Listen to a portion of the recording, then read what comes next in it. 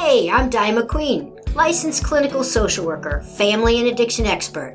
I'm here with Dr. Brian Jackson, my longtime cohort who specializes in the field of addiction. Welcome to Healing Families Shattered by Addiction. Di and I have worked with addicts, alcoholics, and their families for over 30 years combined. Our podcast and coaching programs focus on families who have a loved one suffering from addiction. Our experience has been that this disease affects families as much, if not more, than the addict or alcoholic. Is your world spinning out of control? Are you codependent? Are you experiencing worry, loss of sleep, and difficulty concentrating? If so, you're in the right place. Brian and I have both personally lived it, learned it, and now we're going to teach you tools and techniques on how to get your life back that you thought was shattered by addiction. Okay, let's dive in. Brian and I are so excited to introduce to you our new sponsor, Lakeview Health. They are a wonderful residential treatment center. Whether it's the family member who is looking for a place or the addict or alcoholic themselves, this would be the place that we would refer them to. Brian, you have many years of experience with Lakeview. Yeah, Lakeview Health is a center of excellent addiction treatment. They take an evidence-based approach, medical approach to treating this complex brain disease. They hold the Joint Commission's Golden Seal, and they were voted one of America's best treatment centers by Newsweek magazine. They deliver dual diagnosis, gender-responsive, and trauma-informed care at their gorgeous facility here in Jacksonville, Florida. But they do see people from all over the world do come here to Jacksonville to go to treatment at Lakeview. Their levels of care include medically supervised detox, which a lot of people do need. Then they stabilize them in a residential rehabilitation and partial hospitalization program. They have board-certified physicians, master-level therapists, and they work to address the unique needs of each patient. So in other words, it's not a cookie-cutter program. They help individuals build skills for long-term sobriety. So if you or someone you know needs treatment, please visit their site at lakeviewhealth.com. We also have a hyperlink on our website at familyandaddictionexperts.com where you can just click and get some information about Lakeview Health. And Diane, I think you have a number for people to call if they would like to inquire about treatment. I sure do. That number is 888-480-3799. That's 888-480-3799. Give them a call.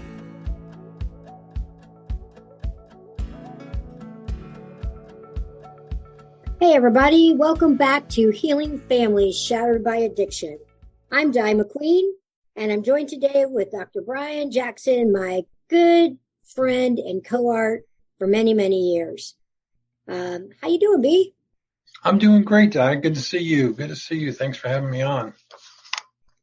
Well, thank you. I appreciate it. Couldn't do it without you, bud. Couldn't do it without you. Sure you could. Sure you could. Well, Brian and I decided that today we would talk about how it is and how this would help families to learn how to stay in the present moment. And that is a trick that is not easy for any of us, I'm quite sure. But, you know, when you're dealing with addiction and loved ones that are in their active addiction, staying present is like almost like a foreign language. Wouldn't you agree, B? I mean, it's like the anxiety is so high that you just can't get yourself to settle down. Yeah, and I think it's a lot, you know, we talk about a lot getting comfortable being uncomfortable. You just get used to that feeling as unpleasant as it is. And that anxiety becomes like, I want to say a comfort zone, but just a way of life. I would agree 100%. I mean, I can remember, and, you know, we'll get into that in just a moment, but I can remember just being totally obsessed, right? And like you couldn't, it becomes habitual for sure. I mean, remember that as human beings, it's natural for us to be, you know, our nature is to be on high alert. We're looking for danger. That's just the way our brain operates. You know, it's in the fight, flight, or, you know, freeze mode. And, you know, we have to kind of help ourselves work through that. And, you know, that's, again, it's our way our brain kind of operates. You know, it experiences moment to moment these two parallel, you know, mechanisms, right? The first, which is your senses and funneling information from the outside world to help you assume, is there a threat, or is this learning information and meaningful and relevant for us? That's where, it takes a little while. And then secondly, the brain activates the neural pathways to determine, if this is something from my past, what do I need to do about it? So if we are someone who is on high alert from a family member coming in or telling us lies or coming in, maybe messed up and, they start being abusive or whatever, we're going to immediately go to that place, and our brain goes ahead and provides that bridge, right, from the past to the present. And so it's a question of having to learn how to not allow ourselves, even if we have those feelings, to work through that. So, this is not an easy task to learn how to become, but it is a necessary, I think, in the world of recovery. Would you agree? Yeah, what happens is the anxiety can also strangely feel to us like a form of armor, if you will. So we're not really sure we can be without it. That anxious feeling, it can almost seem like it's a part of us.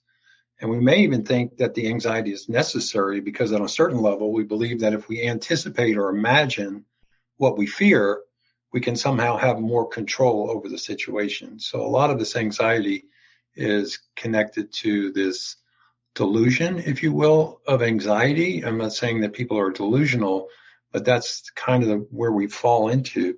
Some of us even hold on to the sense that anxiety protects us from the future, the fight, flight, or freeze that you talked about, Di. And if it's this thought, if we worry about them, our worst fears won't happen. So in an effort to control the uncontrollable, right, be it the addict, be it the weather, be it whatever that's outside of your control, we rehearse tragedy, and the uncontrollable effect of that is very damaging to the family member. So when we get too far ahead of ourselves, we drive ourselves crazy, or at least not, in a clinical term, crazy, but in a sense of being, fragmented, anxious, not knowing what's going to happen. So we aren't living in the current moment, when we're experiencing our actual present circumstances. We're, future tripping, if you will, or projecting worst case outcomes.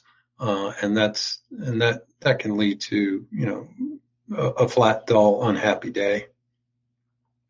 But anxiety can also come from the past. We replay events in our heads, that can cause us to feel stressed or regretful. But some of us get stuck on a cycle of repeat that doesn't allow us to move on. And that's what we're trying to identify what the problem is and maybe come up with a solution for that. So it happens in many ways, not through explicit memories of actual events, but through implicit memories, things that we don't necessarily remember consciously, but that have impacted our thoughts, feelings, and behaviors. So living with an active alcoholic or addict or family member, we're really almost like betrayal traumatized, if you will, and therefore that translates into anxiety and a feeling of unease. Boy, no kidding too, huh? I mean, I can remember the days when, all I'd have to hear is the word hello. And depending on how that was answered, I could go into immediate, like total anxiety and just this feeling of, total distress and, oh my God, and how am I going to deal with this? And what's it going to be like when I get home today? And is he going to be, able to be, put a sentence together? Is there going to be an accident tonight? Is there going to be a fight tonight? Is my partner going to be present for me? I mean, all of those things went in my head over and over and over again. So I go, it's one of the, it's really an understanding that we get a retraining of tremendous anxiety. And, obviously some of those things did come true, but most of them, were just my anxiety about getting there. And if I were able to have learned, and now one of the gifts of recovery for me was really learning to stay in the present moment, from the addicted side as well, learning how to stay in the moment was a really important one. But from the family member side, being able to really understand that me, going into the whole idea of what was going to happen in the future and knowing that because it had happened in the past, it was going to happen just like that again, would give me such distress, and I kept hearing people say, stay in the present moment. I'm like, well, really easy for you to say, right? When you're in it, it's not so easy to do. But actually, when I learned the skills to do it, it became much, much, much simpler. I would do things like ask myself, is everything okay in this moment? Like mentally, I would say that. Like nothing's happened, nothing's changed. I'm still sitting here. Currently, I'm at the office or whatever, so I don't have to think about necessarily what's going to happen when I get home until I get home. That was a whole gift to me. I mean, I don't know, like that was something that I couldn't do. I would be thinking all afternoon about what was going to happen when I got home. And so I would be, not on my game for, 3 hours of the day thinking about going home rather than let me concentrate on what I'm doing right now, be efficient and effective at work. And then when I round the corner to get home, I can worry about what I'm going to find when I get there and then make some decisions that would work appropriately for me once I get there. So that was a big deal. Like that was one of those huge, oh my gosh, when I learned how to do that, it took away so much of my distress and I could breathe through the day and realize like, it used to be, okay, so the phone would ring or something. And of course the anxiety would go right up, when I knew it was my partner. And, if I'm going to answer this phone, what am I going to find on the other end? I didn't even realize that there was a choice of saying, well, if I don't feel like answering this phone right at this moment, I don't have to. Yeah, it's interesting you say that about phone calls, because we have gotten phone calls in the past from loved ones where there's been a situation that's been, kind of like a 911 where, everybody has to jump and try and do something. So many of the present situations, like even the phone ringing, sometimes if, we don't know where our loved one is. So we have these critical inner voices that remind us of the phone call that we got the one time. And then every time the phone rings, it's, oh my goodness, what is this going to be? When in fact, it might be a friend calling you or whatever. So, this is one of the main reasons that making sense of the past, can be a powerful tool to understand and overcome anxiety in the present. It may seem like, our stress about work or our worries about our relationship are entirely based on current conditions. But the reality is the way we experience, react, feel, and torture ourselves in these scenarios in the present are often reflections of old, unresolved feelings that have been, stirred up because when that phone rang and there was a consequence, that feeling was real. And now you have triggers that may bring you back to that have absolutely nothing to do with anything bad happening, but, just that phone ringing when you're in that state of high anxiety about the loved one or, ruminating about it. And then the phone rings. So I'm laughing because that happened, with me and with my family. So I'm not laughing at anybody. I'm laughing with you because I get it. Well, and I think the other thing that most family members don't really realize is that, we always talk about the addict, right? The addict or the alcoholic or what have you. But in fact, the family is addicted to them, right? So it's addicted to that relationship and the codependency that's going on there. And so we don't realize that we often are reacting the same way that they're reacting, in the way that their brain's processing, our brain is processing in that moment the same way. And we get, we become that same fixated, triggered, overwhelmed, anxious, et cetera, et cetera, et cetera, right? About how we feel in that present moment. So learning tools and techniques for them is equally as important as it is for a family member that needs to understand some skills to be able to stay in the present moment. Right. And the addict uses unhealthy ways to, quote unquote, stay in the present, because how your brain interprets the present moment. Addictions are often fueled by a need to self-soothe because we want to escape the present. and it's, disagreeable with us. So awkward or troubling elements.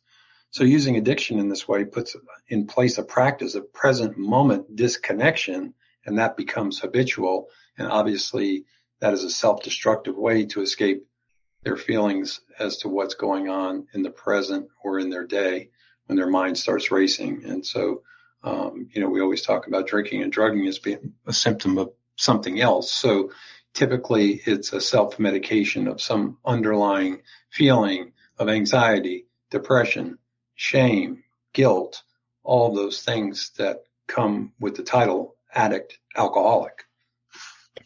Totally agree. And so the whole idea for us today, and the family does it too, right? It's just focusing on them that is, unhealthy and fueling that whole, gamut of the same emotions that go on. And, we're also trying to self-soothe and do all of those things through the use of, mostly anxiety and fear and intensity. But it's not the healthy way that we would like to try to teach you some skills that would make sense to stay in the present moment, most of which we call mindfulness training, right? But we're going to get into a few specifics here. But when you're mindful of what you're doing and you're making choices through the use of your prefrontal cortex rather than, the amygdala, where we're dealing with thoughts and feelings and, our sensory for fight, flight, or freeze, we get into a much better choice of to how we can actually do whatever it is that we're trying to achieve. And we learn skill sets to be able to go like, wait a minute, I've seen this scene before. I'm not going to go there. I'm going to shift my mind to a different place. And I'm making a conscious choice to do so, right? Yeah, so I think then from, I'm sorry, I I couldn't help but jump in, but it goes, from that place of impulsive reacting to the situation. And you talked about, the frontal lobe and the adult rational side of the brain to try and get away from reacting to everything that happens and instead stepping back, kind of weighing the situation, figuring out how am I going to take care of myself so that I can have an adult rational response, not only to what's going on, but also my self-talk. And you had mentioned, the mindfulness thing. So when you're mindful of how you're behaving and thinking and reacting, you can change. You can make the changes. Like you said, easier said than done, but we've seen it over and over again, and we've done it in our own lives. Once you start to put these things into action, changes do occur. One of the techniques for trusting, the present moment is to play. And when I say play, when you feel good, you feel strong. So sometimes we can just get paralyzed into doing nothing because we're so overwhelmed with this anxiety and this ruminating about the situation. So feeling a sense of your own well-being strengthens your ability to have a I can handle it attitude as opposed to I can't handle this. And so play means engaging in activity purely for your own pleasure. So balance, taking care of yourself, not getting locked into my life is contingent upon what happens with my loved ones. So activities like that release mood enhancing endorphins like working out, walking. It doesn't have to be like a major workout. So you want to create a sense of connection too with other people. There are so many people out there that are experiencing the same thing you are. So you're not terminally unique. And that's why we encourage you to get involved, with a counselor, with us, with Al-Anon, something like that. So there's a sense of something magical happens there that you realize that you're not alone. Yeah, I can remember like it had been so long since I had, friends would ask me out for a dinner, to go to a play, to do a concert, something. And I was so paralyzed with fear most of the time about, oh my God, well, if I leave, something bad will happen. Right. And trying to control a situation that was uncontrollable. And I can remember when I learned, about being mindful, but also learning how to stay in the present and coming up with other tools like a plan B, for instance. Like I was supposed to be going to this play with him, but he wasn't capable of it because he was in another world. So, I came up with my plan B, which was to ask a friend that understood my circumstances to be my stand-in date, right? And so she and I would go to, the theater together and, a concert together and whatever. And pretty soon she's like, hey, listen, I hope you screwed up. We're having so much fun. We joke about it because the reality was she didn't get offended if I called her last minute and said, hey, he's in a good place today. We're going to go ahead and go. So that was really cool, right? So I did that by learning, that having some fun really kept me, from thinking about a lot of the things that I had no control over in the first place. It was really cool. And I pretty much, did that through, being conscious of what's going on around me. So I'm moving into our second idea, right? Which is really to, when we're conscious, we're not dissociating from the real world and trying to escape whatever's going on through a source of, a substance or just dissociating from myself. Those things, work the same kind of way. I mean, even if I am not necessarily using a substance and, I did that part of it too, but I didn't really think about the effects it had on my family until I was the family. And that was like really tough. So I understood that, that was something that I had to learn how to become back in my body and become consciously aware of what I'm thinking and doing and, how I can kind of center myself within myself and, begin to ask myself questions. Because as soon as I start asking myself questions, I'm back in my conscious mind, right? And I am present in myself. I'm not, as you had said, in a different part of my brain and not rationally thinking through things. And I can actually be curious. I can figure out how I feel about a certain situation. And then I can actually recreate something or create a conscious decision on what is best for me and how to handle whatever's going on. So, yeah. Yeah. And, learning to share your experience, like the more emotions you feel in any moment, the more deeply it encodes your brain. Yes. We keep talking about the brain, but the brain is very, very powerful. So memory and emotional landscape, when we talked about thinking about the past and how it affects us today. So, sharing a moment in a healthy way, connecting to someone else, gives the experience emotional resonance. It engages the limbic system of your brain that encourages the dopamine circuit. And the dopamine is the goodie, feel good. We want to feel good, which promotes feelings of harmony. So the end result is the creation of a sense of peace, calm, and belonging, as opposed to totally disconnecting, isolating, and not talking to anybody about what's going on with you. So it's almost like being underwater and you stick your head up and you get a breath of fresh air. And it's like, wow, this really feels different and it feels good. And who doesn't want to feel good? We all want to feel good, even in the midst of chaos. And sometimes it's hard to do, but. That is absolutely the truth, huh? Yeah. So it's real important to notice details. Being present means paying attention and noticing both the big and the little picture. So developing your connection to the present moment happens automatically when you notice the details of the moment you're in. So you can catch yourself. I'm sorry, B.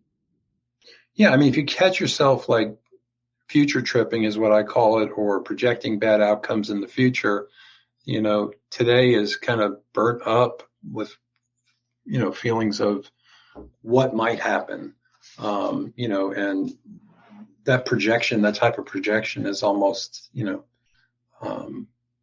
it's just disabling. And the goal is that in spite of everything that's going on, how do I take care of myself? How do I stay in the present? How do I feel good? I have such a longing to feel good. Right. And so that's what we want to try, is to try and be conscious, attend to your senses, share your experience with other people, and then just notice how you're reacting to the world today. Yeah, let me tell you, it's a trick that I used to do sometimes that would be really helpful if I was came home and it was total mayhem. And that's possible, right? When you're dealing with addiction, that you come in and it's just, all heck is breaking loose, or it's not, but you can't reach that person. Either or are pretty extremes and they were pretty hard. One of the tricks that I learned to do was to create a really happy place for myself in my mind, in my mind's eye. I created, and I would do this in a minute or two, just my happy place. And, it could be, whatever you create it to be. Maybe you're a beach lover and you want to put it in, like I want to see my happy space. And I have a little place where I can use all of my senses to kind of make that happen for me, so that in my mind's eye, I can smell it, I can taste it, I can see it, I see other people, and I'd add on, things like that. But the colors were there and I could feel it.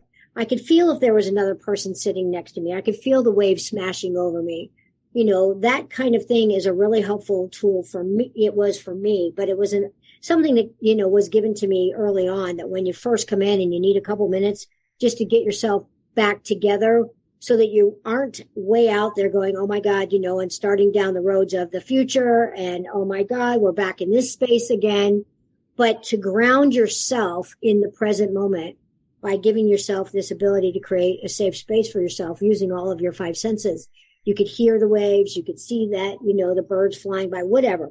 And, it's a wonderful, very quick technique to pull you back into the present and ground you, so that you can then apply all the things that we've been talking about: staying conscious, looking for the details of what's important, being able to know that as soon as you have a moment, you're going to go call a friend and share what's going on, or to leave and be able to do that.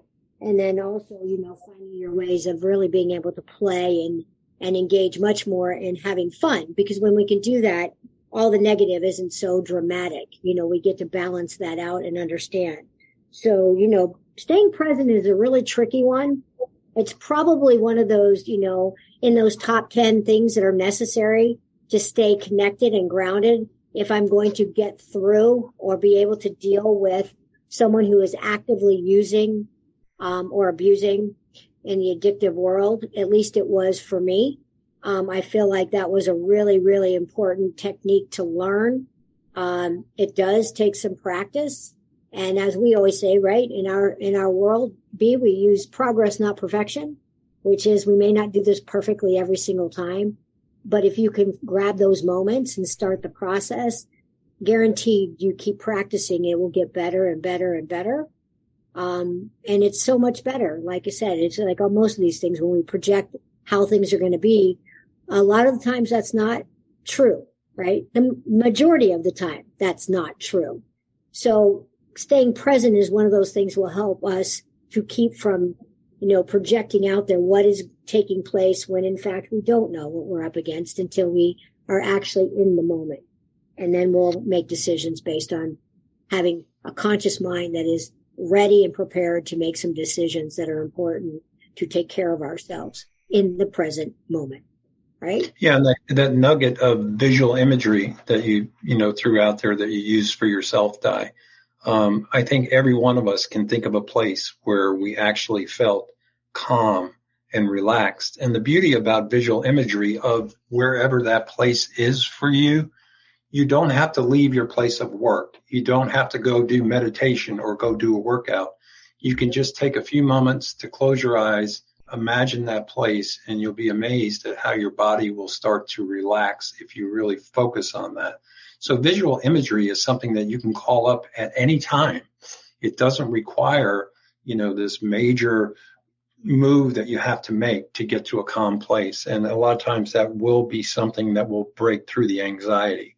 If you see your anxiety or feel your anxiety rising and rising, take a moment to think of a place where you were calm, wherever it is, or a vacation you went on, or being with your grandchildren, or laying on the couch with your puppy on you, whatever it is for you, you can imagine that in your mind. And it is a very effective tool. We talk about the brain for calming the brain, and therefore it will calm you physically. So, just a couple of tools and techniques that we wanted to throw out there. We certainly can relate to what it's like to feel anxious, to be ruminating, and things from the past that can trigger things in the future that can disrupt your day and send you into the future projecting of bad things happening.